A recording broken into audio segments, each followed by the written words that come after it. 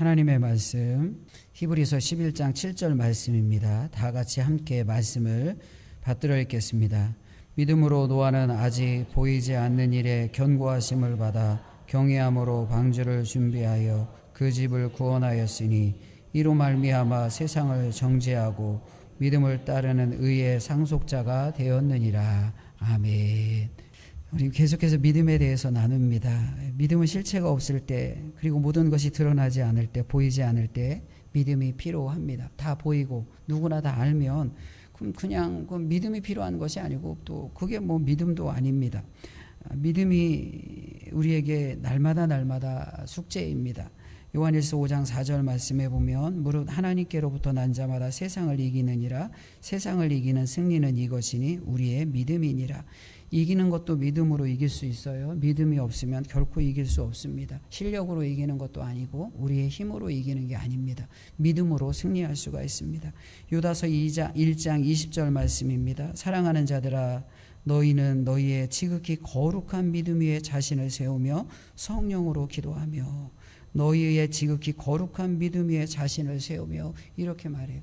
우리가 어디에 서 있어야 될까요? 거룩한 믿음 위에 우리 자신이 서 있어야 흔들리지 않습니다. 믿음으로 승리할 수 있습니다. 오늘 본문의 말씀은 노아의 믿음에 대해서 말하고 있습니다. 7절 말씀을 제가 다시 한번 읽겠습니다. 믿음으로 노아는 아직 보이지 않는 일에 견고하심을 받아 경외함으로 방주를 준비하여 그 집을 구원하였으니 이로 말미암아 세상을 정죄하고 믿음을 따르는 의의 상속자가 되었느니라. 노아의 믿음에 대해서 이야기하죠. 노아의 믿음을 어떻게 설명하고 있습니까? 믿음으로 노아는 아직 보이지 않는 일에 견고하심을 받았다, 이렇게 이야기합니다. 경고라는 말은 지시를 받았다는 거예요. 하나님이 알려주셨다는 거예요. 아직 보이지 않는데 하나님이 지시하시고 하나님이 경고하시고 하나님이 알려주셨어요. 근데 한번 보세요. 누군가 나에게 무엇인가를 알려준다고요. 지시를 한단 말이에요. 그럼 알려주고 지시를 하면 보여야 되잖아요. 하나님이 노아에게 알려주고 보여줬어요. 지시하셨어요. 그럼 무엇인가 명확하고 확실하게 보여야 되잖아요. 그런데 오늘 성경은 무엇을 이야기합니까? 아직 보이지 않는 일에 경고하심을 받아. 경고라는 것은 지시라는 말이라고 했잖아요. 알려주는 겁니다. 하나님이 분명히 알려주셨는데 아직 보이지 않는 일, 이렇게 이야기합니다. 아직 보이지 않는데요. 보이지 않는 일을 하나님이 경고하시고 하나님이 알려주신 거예요. 그럼 알려주는 순간 무엇인가 눈이 열려서 싹 보이는 것이 아니라 순종할 때까지는 안 보이는 거예요. 지시를 했으면 지시하는 순간 무엇인가 명확해져야 되잖아요. 근데 하나님의 지시는 있는데 아직까지는 보이지 않아요. 근데 보이지 않지만 노아가 믿음으로 순종했다는 것입니다. 그런데 오늘 본문의 말씀에 아직 보이지 않는 것, 이게 무엇일까요? 무엇이 보이지 않는다는 말일까요? 이 말씀은 그 보이지 않는 것들에 관하여, 이런 뜻입니다. 그 보이지 않는 것들. 그러니까 보이지 않는 게 하나님이 지시를 하셨는데 보이지가 않는단 말이에요. 근데 보이지 않는 것이 그냥 하나만 안 보이는 것이 아니라 보이지 않는 것들에 관하여 복수예요. 하나만 안 보이는 것이 아니라 여러 개가 안 보인다라고 성경이 말하는 거예요. 그러면 무엇이 안 보일까요? 하나님이 지시하신 것은 뭐고 하나님이 알려주신 것은 뭐고 보이지 않는 것은 무엇일까요? 하나님이 지금 지시하셨는데 아직도 보이지 않는 것이 무엇일까요? 우리는 이미 말씀을 결론적으로 알기 때문에 하나님이 어떤 말씀을 하시는지 다 알잖아요. 그게 대표적으로 무엇이죠? 두 가지입니다. 홍수와 방주를 만들어라, 이거죠. 하나님께서 지시한 일이 뭐예요? 하나님이 경고하신 일이 뭐예요? 알려주신 일이 홍수와 방주입니다. 그러면 홍수와 방주가 왜 보이지 않는 일일까요? 왜 지시했는데도 보이지 않고 불확실한 일로 오늘 성경은 기록하고 있을까요? 홍수, 방주, 이건 노아가 사실은 모르는 것입니다. 홍수는 무엇입니까? 우리 홍수 너무 잘 알죠. 여름에 비가 많이 오면 홍수도 나고, 막 홍수가 나서 집도 떠내려가고 강이 범람하고 막 침수도 되어지고, 이건 누구나 다 상상하고 누구나 다 경험을 통해서 아는 것입니다. 그런데 노아에게 있어서 홍수라는 것은 너무나 생경한 거예요. 경험이 없어요. 선지식이 없어요.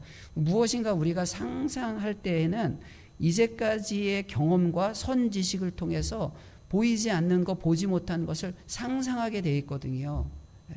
아직 내가 잘 몰라요. 근데 그 모르는 것을 생각하고 상상할 때에는 이제까지의 선 지식이나 경험을 통해서 예측하고 추측하고 상상하면서 머릿속에 그린다고요. 근데 노아에게 있어서 홍수는 선 지식이 있거나 경험이 있는 것이 아닙니다.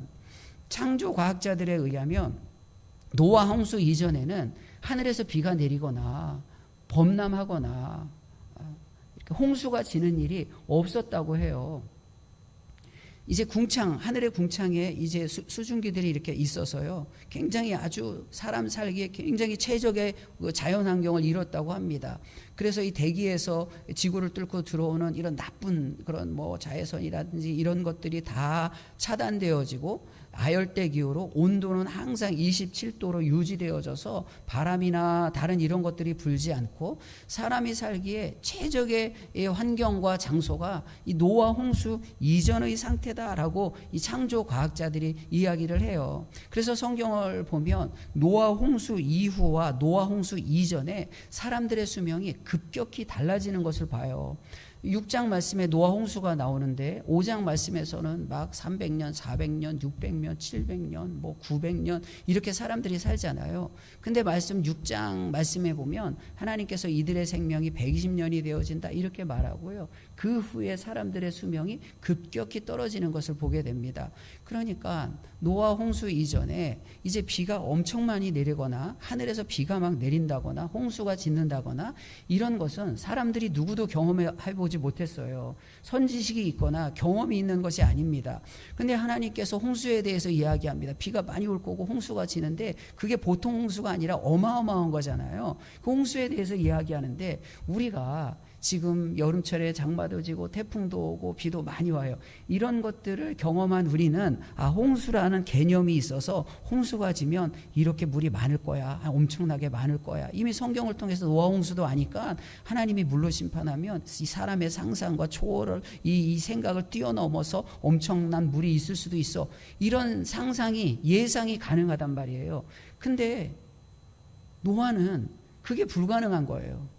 이제까지 경험하지도 못했고 선 지식도 없고 그런 일이 지구상에 한 번도 없었던 거예요. 그런데 하나님께서 명령하시고 지시하시고 알려주신다고 한들 그것을 이해할 수가 있겠습니까? 아무리 이해하려고 해도 노아는 도저히 이해할 수 없는 말입니다. 성경 말씀을 볼게요. 창세기 6장 17절 말씀. 내가 홍수를 땅에 일으켜 무로 생명의 기운이 있는 모든 육체를 천하에 멸하리니 땅에 있는 것들이 다 죽으리라. 이렇게 말해요. 이건 노아는 상상할 수 없는 일이에요. 믿음으로 이것을 받아들이는 것 이외에는 하나님의 이 말씀을 그 심령에 받아들일 수 없는, 도대체 이 말씀에 순종할 수 없는, 믿음 이외에는 이 말씀 앞에 노아가 어떤 선택도 없는, 오직 믿음으로야 이 말씀을 받아들일 수 있는 그런 말씀이라고요. 이해가 안 되는 거예요.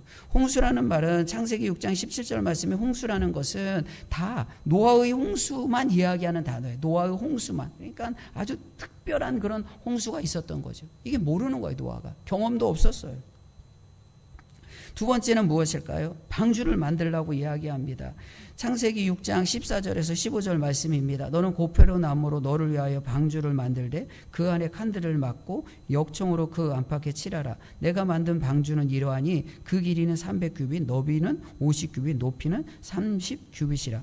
방주라는 것 자체도 노아는 이제 배라는 것도 알지도 못하고 이런 크기의 배를 본 적도 없고 지금이야 우리는 뭐 엄청난 유조선도 보고 항공모함도 보고 그러니까 유람선도 보고 하니까 배라는 것이 이렇게 큰 것이 있다라고 생각하죠. 근데 노아에게 이런 큰 배를 만들려고 했을 때 하나님의 지시는 있지만 그 배를 어떻게 만들어야 되는지, 그 배를 만드는 선 지식이나 경험이 노아에게는 전혀 없는 거예요. 기괴한 건축물이라고요. 그러니까 기괴한 구조에 아주 이상한 구조의 건축물을 지금 만드는 거예요. 그러니까 사람들이 비웃었겠죠. 지금 저 뭐 하는 거냐고, 노아가. 노아도 그런 생각이 들겠죠. 이거 내가 왜 만들어야 돼? 이거 도대체 내가 왜 만들어야 됩니까? 미국에 가면 그 노아의 방주를 모티브로 한 테마공원이 있대요. 이제 창조 과학자들이 그런 창조 과학의 어떤 그런 일들을 하는 단체에서 만들었대요. 그래서 성경을 기초로 노아의 방주를 만들었는데 길이가 155m, 폭이 26m, 높이가 16m라고 합니다. 6년에 걸쳐서 현대의 기술로 만든 거예요. 지금의 기술로도 사람들이 동원되어져서 6년에 걸쳐서 만들었어요. 길이가 155m, 높이가 26m, 높이가 16m, 폭이 26m. 이거 어마어마한 거죠. 노아 당시에는 이런 배 자체가 없어요. 노아 당시에는 여러분 우리가 이제 요즘에는 엄청난 그런 항해 기술이 있고 엄청난 배가 있어서 정말 인류가 이 바다를 오랫동안 정복하고 오랜 기간 바다에서 항해를 하며 살아온 것 같지만 그렇지 않아요.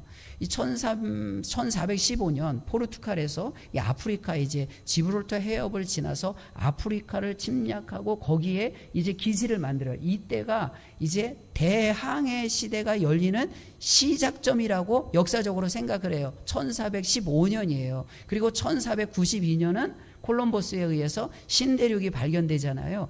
이때 비로소 대항해 시대가 열리는 거예요. 대항해 시대라는 것은 뭐지요? 범선과 항해술의 발달로 대양을 향해서, 큰 바다를 향해서, 대서양이나 아니면 태평양을 향해서, 그리고 아프리카 남단 이 희망봉을 향해서 이 비로소 유럽에서 배를 띄우고 항해할 수 있는 시대가 1400년대, 그러니까 15세기 초에 비로소 시작되어진 거예요. 비로소. 그 전까지는 누구도 큰 바다를 향해서 배를 띄워서 누구도 나가지 못해요. 성경도 배를 띄워 나가는 이야기가 종종 나오잖아요. 성경 말씀을 볼게요. 바울이 로마로 압송되는 이야기가 사도행전에 아주 자세히 기록되어져 있습니다. 사도행전 27장 4절 말씀을 보면 그가 거기서 우리가 떠나가다가 맞바람을 피하여 구보로 해안을 의지하여 항해하며 이렇게 말하고요. 27장 7절 말씀에 보면 후반절 말씀에 보면 그레데 해안을 바람막이로 항해하며 8절 말씀 간신히 그 연안을 지나 미양이라는 곳에 이르니 이래요. 이런 표현들이 다 뭐예요? 당시의 항해 기술은 그렇게 큰 배도 아니고 아주 큰 바다에 나가서 파도를 이길 수 있는 배가 아니기 때문에 해안을 의지하여 해안을 바람막이로 연안을 지나 다 해안을 따라 항해하는 거예요.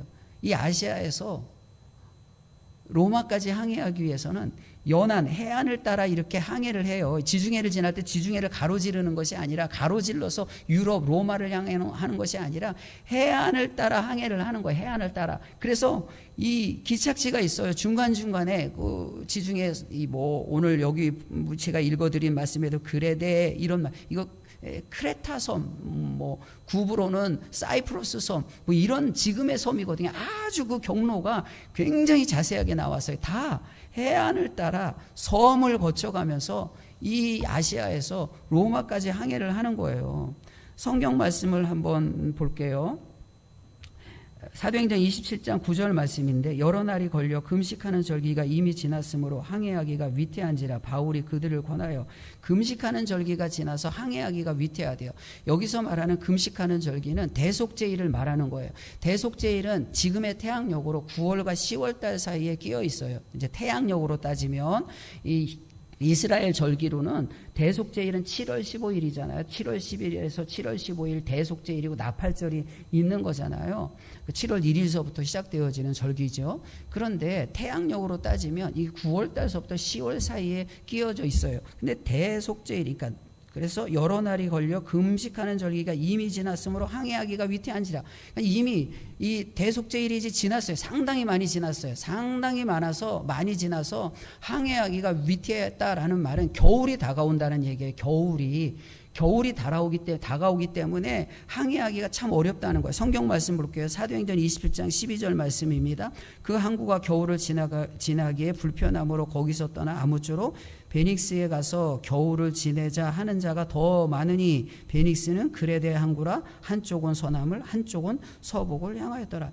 그레데에 도착해서 이왕이면 우리가 이제 겨울을 지내야 되는데 11월 11일서부터 3월 10일까지는 항해를 아예 안 해요. 당시에는 이 겨울 동안은 아예 항해 자체가 불가능한 거야. 겨울은 항해를 안 한단 말이에요. 그러니까 겨울 동안 묵어야 될 항구가 베닉스가 더 나니까, 거기가 항구가 크니까 거기까지 가자 해서 거기까지 가는 거예요. 그러니까 이 말씀을 제가 자세히 드리는 것은 왜 이런 말씀을 드리냐면, 인류가 상당히 오랜 기간 동안 바다를 정복하지 못했고요. 큰 바다를 향해서 나아가고 거기서 항해하는 것은 누구도 경험하지 한 일이 아니에요. 근데 노아 시대에 길이가 150m짜리 배를 만들고 막 이런 배를 만들려고 하면, 이게 옛날에 좀 그거를 배라는 걸 좀 경험하거나 좀 뭐 항해라는 걸 좀 경험했으면 그래도 머릿속에 상상이라도 할 거란 말이에요. 근데 그런 걸 아예 몰라요, 노아는. 거기에다가 성경 말씀을 한번 볼게요. 창세기 7장 17절 말씀입니다. 홍수가 땅에 40일 동안 계속된지라 물이 많아져 방주가 땅에 떠올랐고, 40일 동안 홍수가 계속되어지고 물이 많아져 방주가 땅에 떠올랐다, 이렇게 말합니다. 이 40일이 되는 때에 방주가 떠올랐다는 것인지 그건 정확하게는 우리가 알 수가 없어요. 그러나 분명히 알 수 있는 건 뭐예요? 비가 오자마자 바로 배가 떠오른 것이 아니라 비가 상당히 많이 온 후에 물이 차니까 배가 떠올랐다는 거예요. 그러니까 배를 우리가 주일학교 때도 배운 것처럼 산꼭대기에다 졌나 보지요. 높은 곳에 진 거예요. 그 기괴한, 당시 사람들이 볼 때 기괴한 건축물이에요. 150m가 되는 건축물은 그때 당시에 없어요. 아예 없는 건축물이에요. 아예 없는 건축물이에요. 창세기 11장에 가서 바벨탑 쌓는데, 바벨탑도 그 당시에 그 사람들의 개념으로 높은 거지. 지금 우리가 막 뭐 유산 빌딩하고 저기 롯데 타워 이렇게 높고 남산 타워 높고 이런 타워에 비교하면 당시의 건축물이라는 것이 그렇게 높지가 않거든요. 근데 길이가 150m짜리를 만드는 거예요, 이거를. 그러니까 이게 지시는 했지만 실질적으로는 노아에게서는 아무것도 안 보이는 거예요. 아무것도 상상도 되지 않고 아무것도 보이지 않고 뭔가 손에 잡히는 것이 아무것도 없는 그런 상황에서 믿음으로 하나님의 말씀에 노아는 순종하고 있는 것입니다. 볼 수 없습니다. 이해가 불가능합니다. 상상조차 쉽지 않습니다. 홍수라는 개념도 없고 방주라는 이 기괴한 건축물을 짓는 것도 너무 이상한 일입니다. 그런데요, 노아는 합니다. 어떻게 하죠? 오늘 본문의 말씀에 노아의 믿음에 대해서 말하면서 노아가 어떻게 하나님의 말씀에 순종했는지를 이야기합니다. 7절 말씀을 다시 보세요. 같이 7절 말씀을 같이 읽습니다. 시작.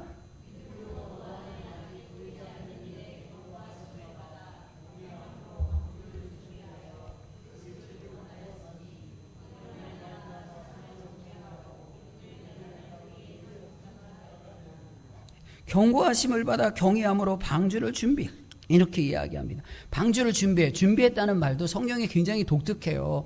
그냥 단순히 준비했다는 행위를 묘사하는 말이 아니라 히브리서에 이 말이 굉장히 많이 나오고, 그 다음에 세례 요한을 설명할 때 이 준비, 예비라는 말이 나오는데 다 예수님과 관련되어지거든요. 그래서 예수님을 예비하거나 예수님을 준비하는 그런 의미로 성경에 쓰여져 있는 말이에요. 그러니 오늘 본문의 말씀도 경외함으로 방주를 준비했다는 것이 굉장히 기독론적 표현이 담겨진 단어라고요. 그런데 그렇게 준비를 했어요. 준비를 하는데 어떻게 준비했다라고 성경이 말해요? 경외함으로 준비했다. 경외함으로.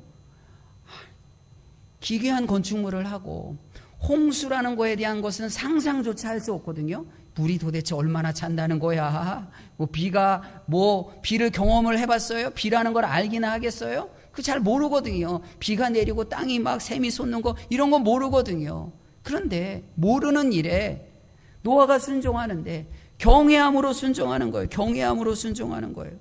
그것도 짧은 기간도 아니잖아요. 성경 말씀 창세기 6장 3절 말씀을 보세요. 여호와께서 이르시되 나의 영이 영원히 사람과 함께하지 아니하리니 이는 그들이 육신이 됨이라. 그러나 그들의 날은 120년이 되리라 하니라. 이 말씀을 근거로 해서 노아가 120년 동안 방주를 지었다 이렇게 말해요. 근데 엄밀하게 이 말씀을 보면 120년 동안 방주를 지었다는 이야기가 아니라 노아의 홍수 사건 이후에 사람들의 수명이 이만큼 줄어든다 이런 얘기거든요. 근데 정확하게는 우리가 모르지만 지금의 기술로도 6년이 지었다면 그때는 노아의 식구들이 이 155m짜리 방주를 만드는데 1, 2년이 걸렸겠어요. 1, 20년이 걸렸겠어요. 진짜 엄청나게 오래 걸리는 거잖아요. 근데 그 방주를 짓는 동안 오늘 성경이 이야기합니다. 어떻게 방주를 지었다고 이야기해요? 경외함으로. 이해할 수 없는 홍수와 이해할 수 없는 기괴한 건축물을, 구조물을 짓는데 그 불평이 없겠어요? 그 짓는 동안에 별 이상한 마음이 다 들 거 아니에요. 하나님은 도대체 보이지도 않고, 도대체 홍수는 언제 오는 거예요? 홍수라는 게 도대체 뭐예요? 하늘에서 물이 내린다는 게 뭐예요? 땅에서 샘이 솟는다는 게 뭐예요? 이 좋은 땅에 물이 차오른다는 게 도대체 뭡니까? 이 이상한 이 구조물은 도대체 어디에 쓰려고 하나님 3층으로 또 역청으로 치라고 고페로 나무라고 만들려고 합니까? 아무 나무로 만들면 안 됩니까? 이런 불평이 생길 수도 있잖아요. 근데 경외함으로 했대요.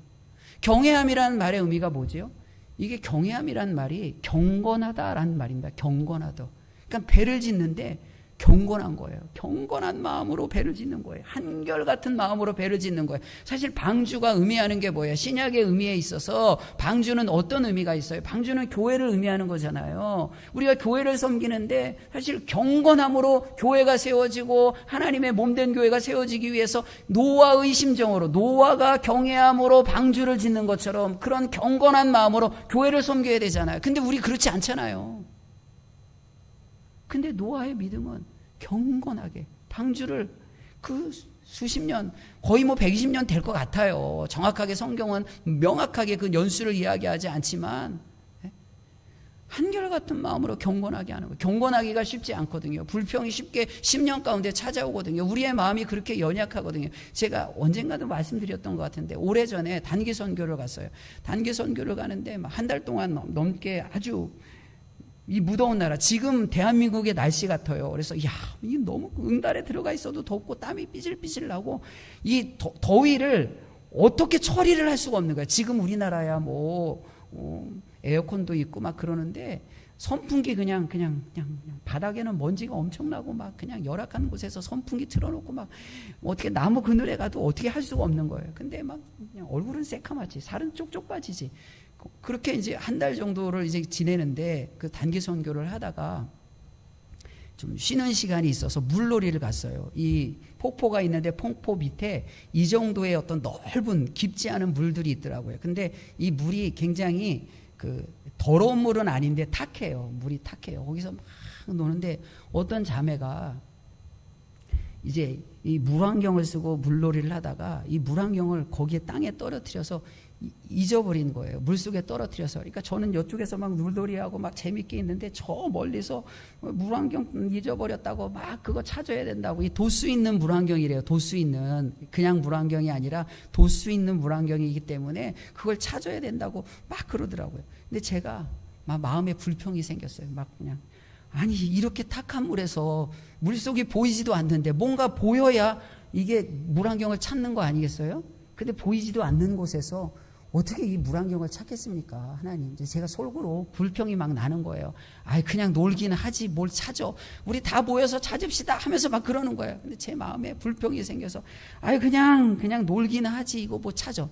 마음속으로. 겉으로는 안 그랬어요. 제가 겉으로는 안 그러고 마음속으로 막 그냥 놀긴 하지. 이게 진짜 너무나 소중한 기회인데 이렇게 오래간만에 놀러 나왔는데 언제 이렇게 물놀이 할 기회가 또 없는데 불평이 막 이만큼 나와갖고 속으로 그냥 놀긴 하지. 왜 이거 물안경을 찾으라고 해갖고 그거는 왜 잊어버려갖고 그리고 그냥 이렇게 탁한 물에서 그 물안경은 찾긴 하겠어? 그러면서 막 불평이 막 생겼어요.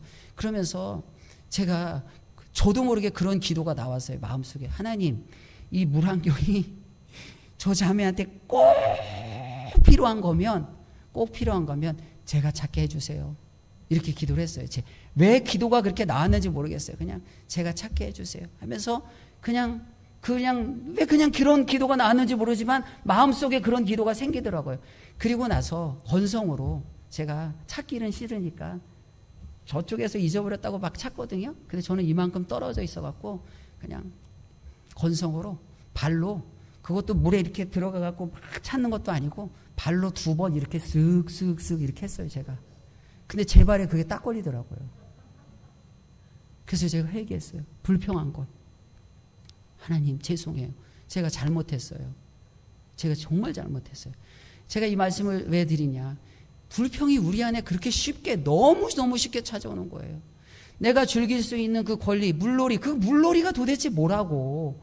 그것만 조금 손해봐도 불평이 찾아오고 마음이 불편해지고 그냥 입이 막 그냥 이렇게 막 그냥 구말리처럼 대바른 나오고 막 그러거든요.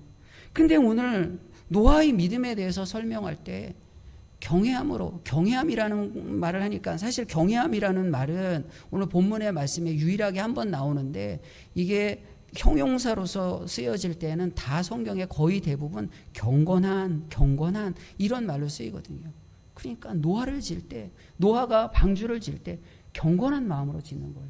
마치 우리가 교회를 섬기고 교회를 세워나갈 때 경건한 마음으로 해야 되는 것처럼, 사실 굉장히 그런 것을 예표하고 그런 것을 상징하고 그림자처럼 보여주는 노아의 이야기죠.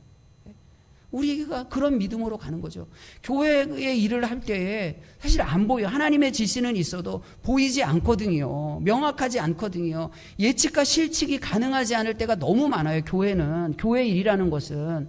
그래서 예측과 실측이 가능하지 않기 때문에 이거 해야 되는 거예요? 이거 꼭 뭐 이렇게 해야 되는 거예요? 그런 불편한 마음이 생기지요. 그러나 방주를 지을 때 경건한 마음으로, 믿음으로 노아가 그 방주를 지어 나아갔던 것처럼, 그것도 오랫동안 기괴한 구조물을 만들어 나아갔던 것처럼 아무도 이해하지 않고 아무도 알지 않는 그런 하나님의 몸된 거룩한 교회를 섬기며 믿음으로 나아갈 때 우리의 마음이 경건해야 되는 것이다 라고 말씀하는 거예요. 이게 믿음이다 라고 성경이 우리에게 알려주는 거예요. 그럴 때에 이 믿음의 결과가 무엇인지를 오늘 성경이 이야기합니다. 7절 말씀을 보세요. 다시 한번 7절 말씀을 같이 읽겠습니다. 7절 말씀을 같이 읽습니다. 시작. 믿음으로 노아는 아직 보이지 않는 일에 경고하심을 경외함으로 방주를 준비하여 그 집을 구원하였으니 이로 말미암아 세상을 정죄하고 믿음을 따르는 의의 상속자가 되었느니라. 세 가지를 이야기해요. 그 집을 구원하였으니 세상을 정죄하고 믿음을 따르는 의의 상속자가 되었다. 집을 구원하고 세상을 정죄하고 의의 상속자가 되었다. 이게 믿음의 결과예요. 집을 구원했다는 것이 무엇이죠? 이건 노아의 가족이 구원받은 거죠. 베드로전서 3장 20절 말씀입니다. 그들은 전에 노아의 날 방주를 준비할 동안 하나님이 오래 참고 기다리실 때에 복종하지 아니하던 자들이라. 방주에서 물로 말미암아 구원을 얻은 자가 몇 명뿐이니 겨우 8명이다. 노아, 믿음으로 노아의 방주만 구원을 받는 거죠. 우리가 믿음으로 구원받는 거예요. 믿음의 사람은, 구원받은 사람은 믿음으로 사는 거죠. 반대로 생각하면 믿음으로 구원을 받았어요. 그러면 구원받은 사람은 믿음으로 사는 거죠. 이게 믿음의 결과인 거예요. 두 번째는 무엇을 이야기하죠? 세상을 정죄했다라고 이야기합니다. 노아가 세상을 정죄했다는 말의 이 의미가 어떤 것일까요? 노아는 방주를 짓는 동안 세상의 비웃음거리가 됐습니다. 이야기거리가 됐습니다. 판단과 비판의 대상이 되었습니다. 저 이상한 식구라고, 미친 식구라고, 저 미친 사람이라고, 미친 사람 소리 들었을 것 같아요.